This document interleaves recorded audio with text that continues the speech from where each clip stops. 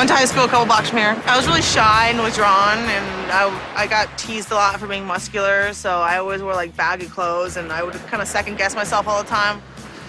I was always really angry. I met Ronde at my very first judo club. She was listening to Rage Against the Machine, so I'm thinking, like, how can I start a conversation? So I tap her on the shoulder. I'm like, oh, are you listening to Rage? I was like, I love that band. She goes, you made me take my headphones off to tell me I'm listening to Rage. Automatically, I'm thinking, all right, bitch, not getting along with this girl. You didn't say I love that band. No. She's like, you're listening to Rage Against the Machine? I was like, you made me stop listening to Rage Against the Machine to tell me I was listening to Rage Against the Machine. It went the way that I said. And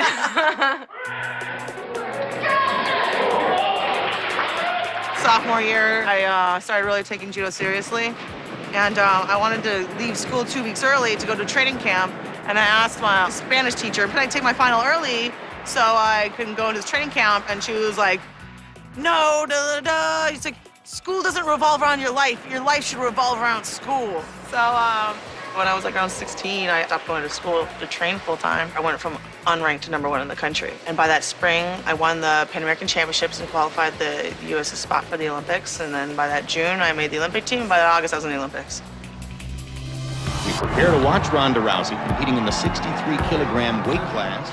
The 2004 Olympics, I was 17. I was the youngest judo competitor at Games. High school junior Ronde Rousey lost in the repechage round at her first Olympics. I ended up getting like 9th, something like that. And I beat the one girl who was a European champion and all that. I mean, I was a really good performer, much better than anyone expected out of me, but I was just devastated. And I was so angry. I just remember I expected myself to win, and I didn't, and I was crushed. When I lose, it feels like I'm dying. I can't even describe it to anybody.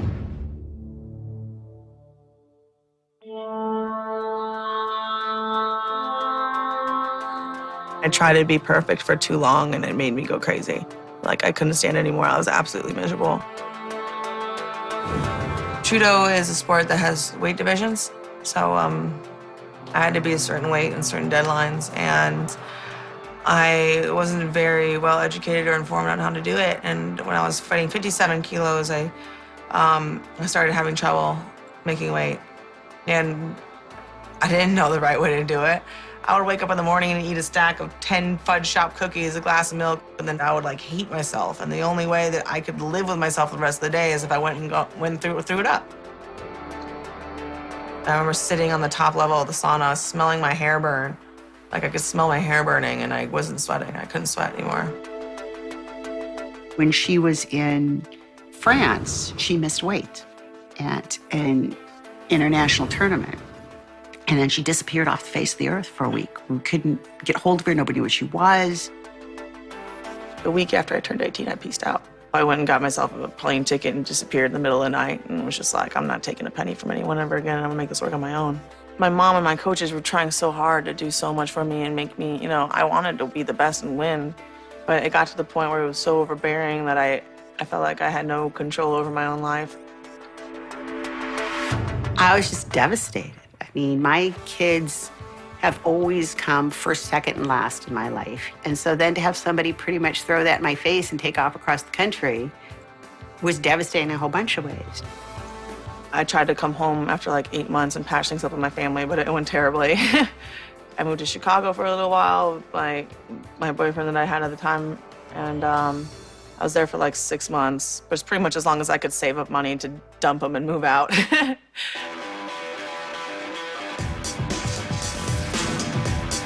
I moved to Canada. This was all throughout 2006, and that's when the whole anger and spite really fueled me.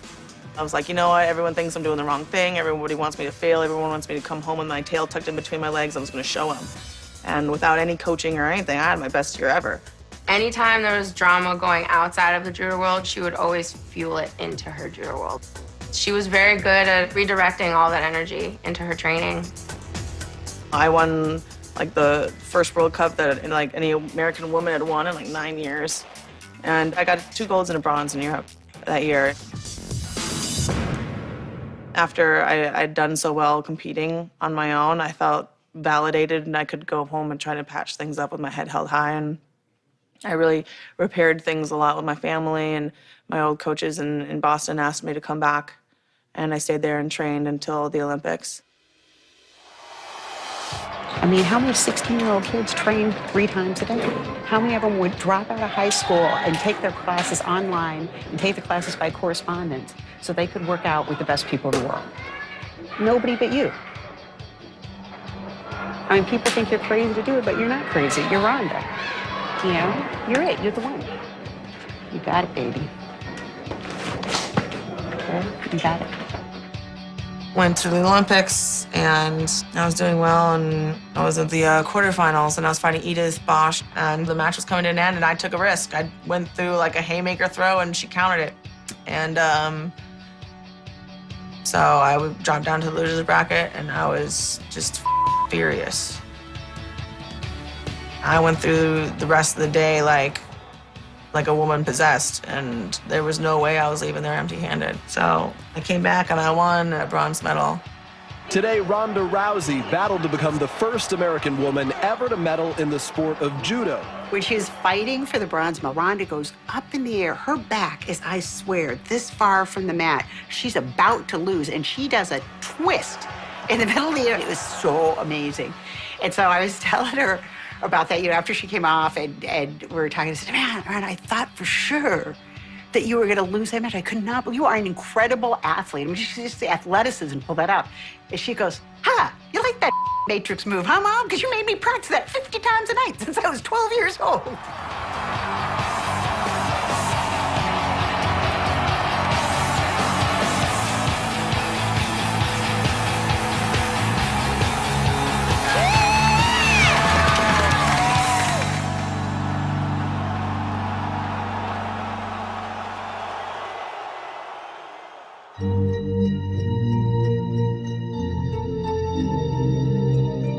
I felt unusually fulfilled with that bronze medal. I was satisfied with myself, regardless of how anyone else felt. And I knelt down and I kissed that mat goodbye.